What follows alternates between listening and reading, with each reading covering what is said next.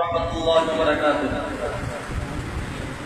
ওই কুটিহীন নীলাকাশ ভুবন মাঝে তুমি কুদরতি ইশারায় রেখেছ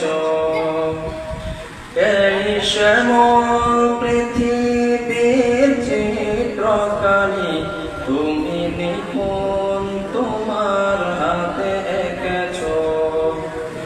ওগো আল্লাহ, শুকর তোমার আমার যে মুসলিম করেছ। ওগো আল্লাহ, শুকর তোমার আমার যে মুসলিম করেছ। তুমি সাগরে